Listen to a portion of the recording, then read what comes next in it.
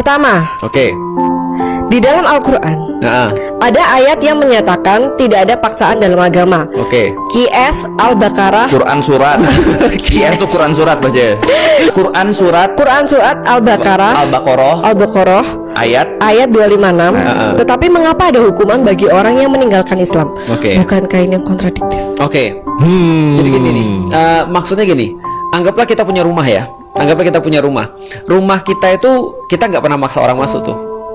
Maka ketika ada orang masuk, terus kemudian ketok-ketok dia, Assalamualaikum, Waalaikumsalam. Oh ya, ada apa mas? Saya boleh masuk ke rumah? Boleh. Nah berarti kan itu kan boleh masuk tuh. Nah sebelum dia kemudian di luar rumah, nggak ada tuh aturan rumah bagi dia. Tapi begitu dia masuk rumah, maka aturannya aturanku. Masuk akal nggak? Kalau dia belum kalau dia ditantang. kalau dia belum masuk rumah nih, itu kan berarti dia nggak ada aturan kan ya. Tapi kalau Benar. dia udah masuk rumah, dia harus ada aturan dong. Contoh Iya. misalnya kalau di rumah Feren orang harus lepas sendal atau enggak? Nah kalau di Amerika enggak tuh. Kalau di Amerika kita masuk pakai sepatu tuh karena aturan di situ adalah pakai pakai alas kaki ketika masuk ke rumah.